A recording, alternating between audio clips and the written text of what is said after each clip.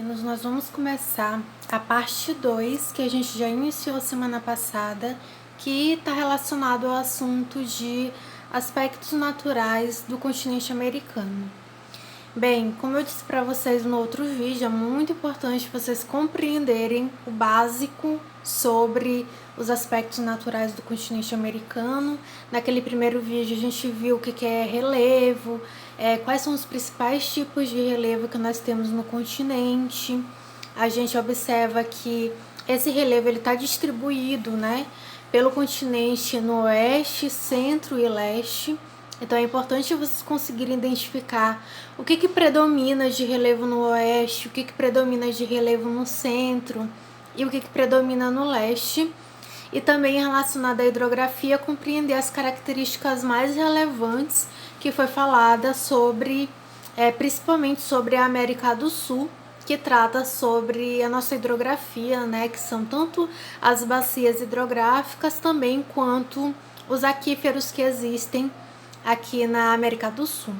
Nesse vídeo nós vamos finalizar esse assunto de aspectos naturais da América com vegetação e clima. A gente vai começar com o clima, eu vou explicar para vocês direitinho que ele está relacionado ao outro. Então, basicamente, isso já foi explicado em outras aulas. Sempre que é falado sobre continente, isso é algo que a gente vê também no 6º ano, que é justamente a relação do clima com a vegetação.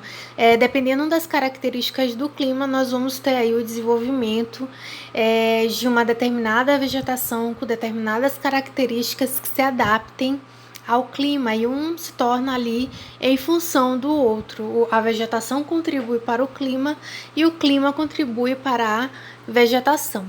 Então nós vamos ver da seguinte maneira. Primeiro nós vamos ver assim os climas principais existentes na América do Norte e depois nós vamos ver na América do Sul. O que é importante vocês guardarem de informações relevantes sobre esse assunto, clima e vegetação? É importante vocês conseguirem identificar as características mais importantes desse clima e ter uma ideia, ter uma noção da localização, tá? É muito importante vocês terem isso em mente, porque é o básico que vocês têm que saber. Por exemplo, onde que fica o clima polar, por que fica em tal lugar. Vai ser explicado aí ao longo que eu vou estar explicando. Então, vamos aqui recordar uma coisa que foi dita lá nas primeiras aulas sobre o continente americano. Existem linhas imaginárias que cortam o continente americano. É a primeira informação que eu estou relembrando vocês, tá? Relembrem aí quais são as linhas imaginárias que cortam o continente americano. Começando de cima para baixo, né? Do norte para o sul. Lá no norte, nós temos o Círculo Polar. Eu vou até anotar aqui. Mais ou menos por aqui nós temos o Círculo Polar. Aqui nós temos o Trópico de Câncer. Aqui na América do Sul, a gente vai ter aqui a linha do Equador e o Trópico de Capricórnio. 4 linhas imaginárias: Círculo Polar Ártico, Trópico de Câncer, linha do Equador e Trópico de Capricórnio. Das 5 linhas imaginárias mais importantes que cortam o planeta, dos paralelos que cortam o planeta, 4 cortam a América. E o que isso tem a ver com o clima? Essas linhas imaginárias, elas auxiliam para a gente determinar as zonas térmicas do planeta. Para quem não se recorda dessas aulas lá do 6º ano, que é na verdade visto todos os anos, né? A linha do Equador, ela determina ali o centro do planeta, que divide a Terra em hemisfério norte e hemisfério sul, né? E aí o que acontece?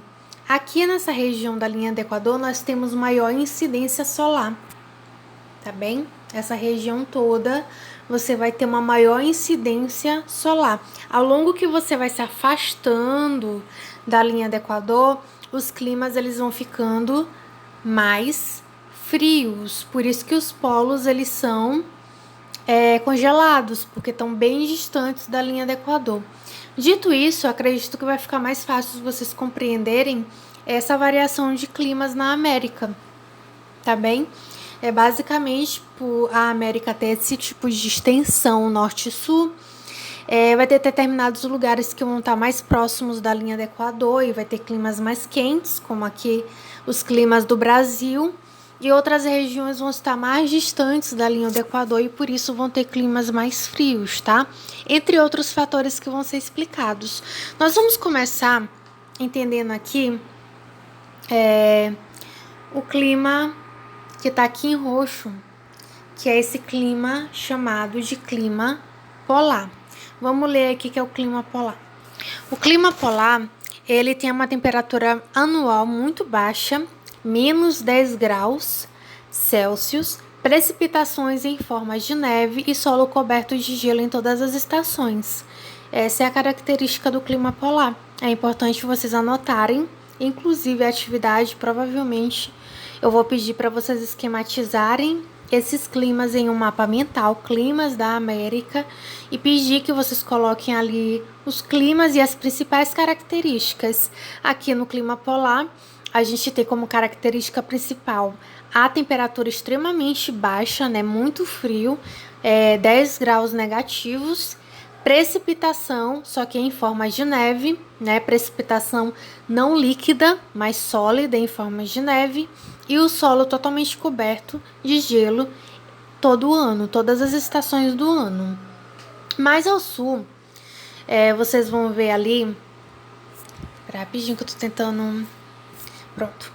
Mais ao sul, vocês vão ver ali que tem um clima frio, que é esse clima bem aqui que tá em azul, tá, gente? Então, qual é a característica do clima frio? Próprios de altas latitudes. Altas latitudes, gente, o que é latitude? A distância em graus da linha do Equador. Se tu tem uma alta latitude, tu tem uma grande distância da linha do Equador. Então, o clima frio é porque tá bem distante da linha do Equador. Temperatura média baixa, abaixo de 10 graus no verão. E inverno muito rigoroso, tá bem? Então, é muito frio, mas o clima polar ele se torna mais frio por estar mais ali ao norte, tá?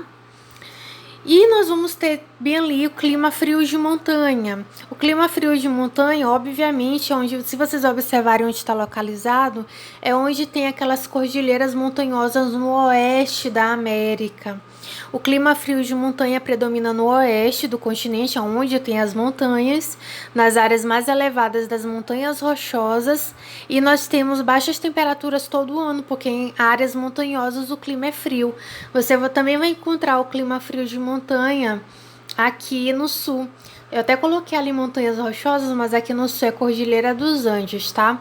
Provavelmente eu esqueci de alterar, mas aonde tem montanha, tanto no norte quanto no sul, vocês vão ver aí a presença do clima frio de montanha. O clima semiárido, que está ali no centro do continente, esse clima semiárido é por conta da distância que essa área tem do oceano. Então, como está distante do oceano, você tem pouca umidade. Então, tu vai ter clima quente, temperatura superior a 25 graus, chuvas escassas, porque está longe do oceano, e mal distribuídas. Você também vai encontrar esse semiárido bem ali no nordeste, daqui da América do Sul, nordeste do Brasil, onde tem o sertão nordestino, lá também é semiárido. Clima mediterrâneo. O clima mediterrâneo, ele fica ali próximo das montanhas, tá? Só que entre o mar e as montanhas. Qual é a característica do clima mediterrâneo? Ocorre uma estreita faixa na Califórnia, que fica ali entre o oceano e as montanhas, que ficam ali ao oeste. E tu vai ter como característica, lá para você colocar no mapa mental de vocês, inverno chuvoso e verão seco. Lembrou de clima mediterrâneo? Lembra que tem essa característica, inverno chuvoso e verão seco. E lá do outro lado você tem um clima subtropical, que são invernos amenos, verões quentes. É quase como estações do ano um pouco mais definidas, tá? No clima subtropical. Porém, não exagerado. Não vai ser um inverno muito frio, nem um verão muito quente. E tem uma temperatura média de 18 graus anual em chuvas bem distribuídas. Viu? Um clima bem equilibrado, o clima subtropical. E o clima desértico, que fica ali no sul, da América do Norte, né? A gente tem aí escassez de chuvas e altas temperaturas durante o dia e muito frio durante a noite, que é uma característica fundamental de deserto, ser muito quente durante o dia, ser muito frio durante a noite e ter poucas chuvas, tá? Aqui na América do Sul, tem alguns climas que não tem na América do Norte. Por quê? Por causa da presença da linha do Equador, tá? Então, por conta disso, nós vamos ter, por exemplo, o clima equatorial. O que é o clima equatorial? O clima equatorial, ele é ali próximo da linha do Equador, tem ali como característica ser quente e úmido, tá? E alta pluviosidade, chuvas bem distribuídas, chove o ano todo e é muito quente, é quente e úmido, tá? No clima tropical, que pega ali toda a parte ali do Brasil, quase, né, central do Brasil, a gente tem um clima tropical, é o clima que, por exemplo, a gente vive aqui no Maranhão, tá? Tu vai ter 2 estações do ano e não confundam o clima tropical com o clima mediterrâneo. Se toquem, tá? Se liguem que clima mediterrâneo você tem inverno chuvoso e o verão seco. Agora, no clima tropical, você vai ter a chuva no verão, tá? E o inverno que vai ser seco, é ao contrário. Lá o inverno era chuvoso, aqui no clima tropical o inverno é seco. Lá o verão é seco, aqui no clima tropical o verão vai ser chuvoso. O verão é chuvoso, inverno seco. Então é o que nós vemos, nós estamos no período de estiagem aqui no Maranhão. Teve o período de chuva no início do ano e agora nós estamos na outra estação do ano que chove pouco, tá? E também tem o clima desértico ali, que é o deserto do Atacama. Até coloquei uma imagem ali para vocês do deserto do Atacama no Chile. E a gente também tem ali o clima subtropical, que eu já falei lá no outro, na América do Norte. Tem as mesmas características, tá? E o clima temperado. O clima temperado, ele tem estações do ano muito mais bem definidas que o clima subtropical, tá? Bom, como eu disse para vocês, o clima, ela influencia muito na vegetação. Então, onde tu tem um clima polar, você vai encontrar ali as tundras que estão ali em roxo. Podem olhar aí na legenda do mapa, isso tem no livro de vocês, tá? Então, ali onde era o clima polar, você tem a tundra. Tô falando bem, tipo, rapidamente sobre a tundra. A tundra, ela é uma vegetação rasteira, formada principalmente por musgo.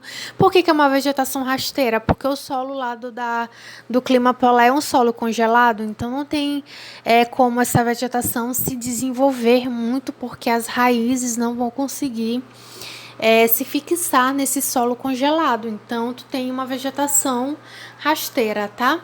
Ali onde tem um clima frio, que é um pouco mais ao sul do clima polar, a gente tem... que é bem aqui, ó. Aqui é o clima polar. E mais embaixo é o clima frio. No clima frio, você vai ter a floresta boreal, que também é conhecida como floresta de coníferas ou taiga, tá? A gente vai falar daqui a pouquinho especificamente sobre ela. Aí você também tem a floresta temperada, onde o clima era temperado, a vegetação mediterrânea. Você tem as pradarias no semiárido, ali no centro da América do Norte.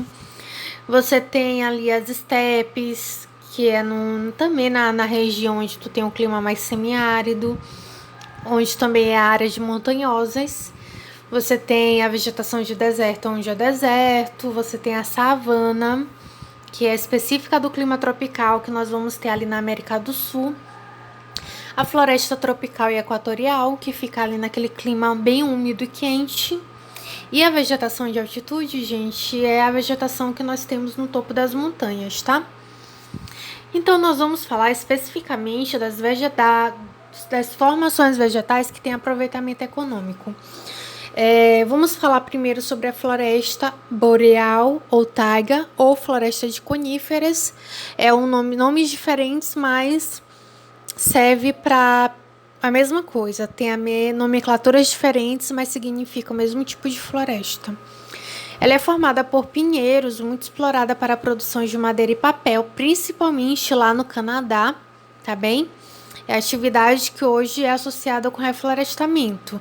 Eles plantam ali a vegetação típica da taiga, e depois aí eles desmatam para poder produzir madeira ou papel, tá bem? Então é tipo muito relevante essa floresta ali para aquela região, principalmente para o Canadá e para o Alasca, tá? Que eles praticam muito esse tipo de atividade econômica, tá? Não esqueçam disso, da importância econômica que a floresta boreal ou taiga ou floresta de coníferas tem, principalmente para o Canadá.